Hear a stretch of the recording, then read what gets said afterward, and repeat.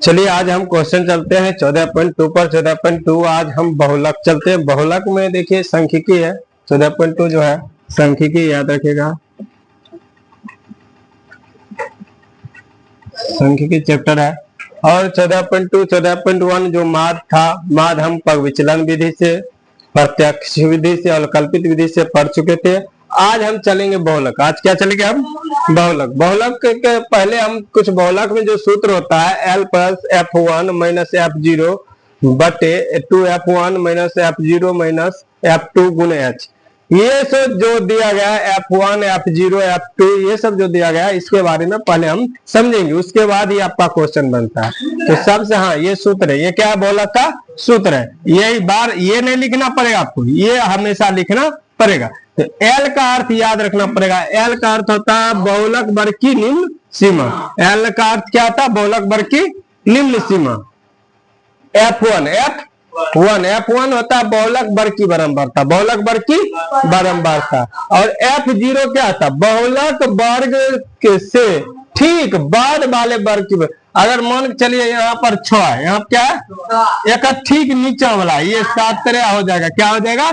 F2 क्या हो जाएगा आपका? 17 हो जाएगा। और इसी में कहेगा F0, क्या कहेगा? F0 तो बहुलक वर्ग से ठीक पहले वाले वर्ग की बारंबारता। यहाँ ठीक बाद कर दिया, यहाँ क्या कर दिया? ठीक बाद। और यहाँ क्या भी कर दिया? ठीक पहले। मतलब ई बहुलक वर्ग की बारंबारता, ये क्या है आपका? बारंबारता है, मान लेते हैं बारंबारता है। तो एक ठीक पहले जो होगा, अगर मान के लिए यहाँ 8 है, ये आपका ठीक पहले ये क्या हो जाएगा? आपका 0 हो जाएगा, F0 हो जाएगा, ये F1 हो जाएगा और ये F2 हो जाएगा। याद रखिएगा। तो मतलब एक चीज समझ लीजिए, ये आपका बारंबारता है, तो इसको F1 कहेंगे, इसको क्या कहेंगे? तो शुरुआत कहां से होता है? F0 से होता है। कहां शुरुआत होता है? इससे ऊपर F0 F1 और नीचे F2, इस तरह से याद रख सकते हैं आप। तो F बीच वाला को बारंबारता कहते हैं, बीच वाला क्या कहते हैं?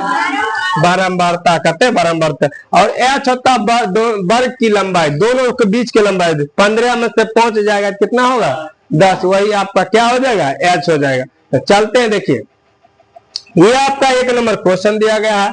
ये क्वेश्चन है, सिंपल है, ध्यान दीजिएगा, सिंपल है, एक तरकीब से तुरंत बन जाएगा अगर गौर कीजिएगा। तो सबसे पहले आपको मान लिखना पड़ेगा, क्या क्या है? L, F1 F2 F0 और H। तो लिख देते हैं L, पहले लिखेंगे बहुलक वर्ग। क्या लिखेंगे? बहुलक वर्ग, लिख डैश दे दिए। उसके बाद L लिखेंगे, F1 लिखेंगे, F2 लिखेंगे, F0 लिखेंगे और H लिखेंगे। लिख दिए। देखिए बहुलक वर्ग किसको कहता है? जो सबसे अधिक बार आया होगा बारंबारता। सबसे अधिक कौन सा बारंबारता है? तो क्या होगा?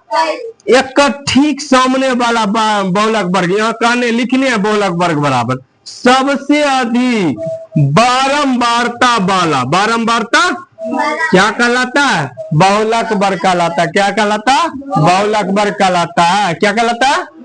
सबसे अधिक कितना बारंबारता है? तो ई है। इसके ठीक सामने वाला कौन सी है?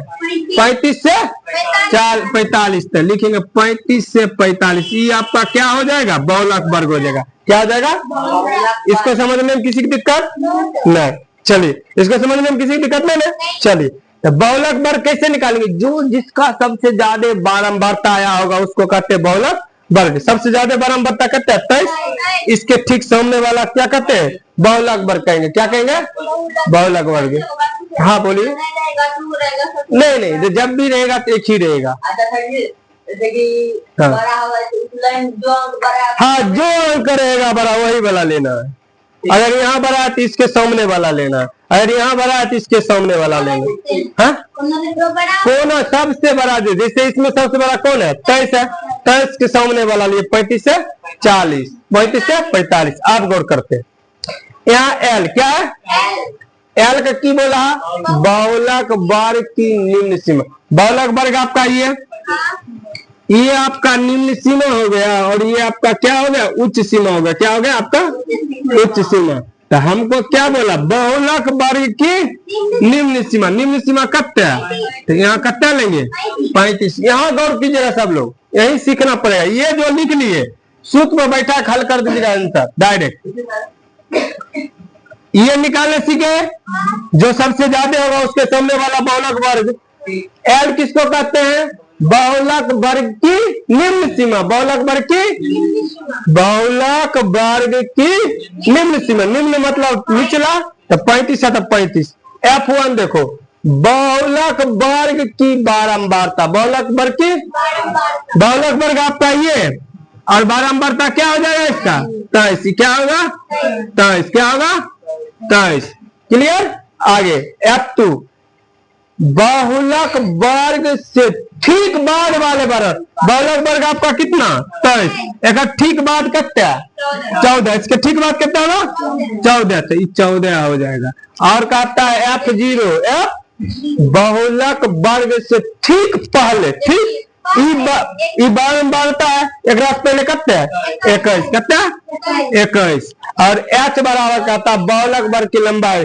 तो एक दोनों का अंतर कर दो, इसी दोनों का अंतर। 45 में से 35 घटेगा तो 10। कितना हो जाएगा? 10 हो जाएगा। कितना हो जाएगा? 10। तो देखिए यहाँ पर ठीक हम क्या बोले, इसको जो बारंबारता होगा उसको अपना आंख मूल के F1 मान लेना। क्या मान लेना? F1। और जस्ट उसके नीचे F2 होता है, F2 हो जाएगा। इसके ऊपर क्या हो जाता है? F0। तो सिंपल सा ट्रिक इसका है, याद रखना। जो बारंबारता होगा उसको याद रखेंगे F1 होगा। मेन पर्व होता है, क्योंकि होता है मेन होता है, शुरुआत वही करेगा।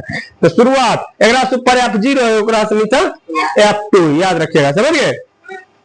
तो लिख दिए एल तो आपको पता है बहुलक वर्ग की निम्न सीमा। बहुलक वर्ग की निम्न सीमा। और एच आपको पता है दोनों के बीच का अंतर, या दोनों के बीच का अंतर, या दोनों के बीच का अंतर, किसी के बीच का अंतर निकालेगा तो एच आपको आ जाएगा। चलिए आगे चलते हैं। आगे करना क्या है? आगे है हमको सूत्र लगाना। ये लिख दिए, इतना निकाल। देखिए यहाँ से आपका क्वेश्चन शुरुआत, यहाँ के बाद ये लिखना है, कितना निकालना है याद रखिएगा। यहां से अति कर देते हैं। यहां से आपका क्वेश्चन शुरू हुआ ये, उसके बाद बहुलक वर्ग लिखना है, ये लिखना है। समझ गए? आगे आप बहुलक बराबर सूत्र, बहुलक बराबर सूत्र क्या है? L plus F1 minus F0 2F1 minus F0 minus F2 गुने कितना? H। L कितना हुआ? 35। कितना? प्लस है तो F1 कितना? 23 माइनस F0 कितना? 21। कितना? फिर 2 गुने F1 कितना? 23 माइनस और F0 21। यही ना ऊपर क्या वाला दोनों है माइनस। F2 कितना हुआ? F2 14 और गुने कितना? 10 गुना कितना? 35 प्लस 23 में से 21 जाएगा तो 2, 23 दूना 46 माइनस है। देखो ई माइनस माइनस माइनस, लेकिन चिन्ह माइनस माइनस, लेकिन चिन्ह 14 21 कितना? 35 कितना? 35 गुने कितना? 10 35 प्लस 2 46 में 35 घटेगा कितना? देखिए 6 इधर 83 बच गया, इधर बच गया 40, 5 11 कितना हो जाएगा? 11 गुने 10 35 प्लस 2 गुने 10 करेंगे तो 20 बटे 11। नीचे हम कुछ नहीं करते हैं, एक एलसीएम 11 35 गुना कर देना। 35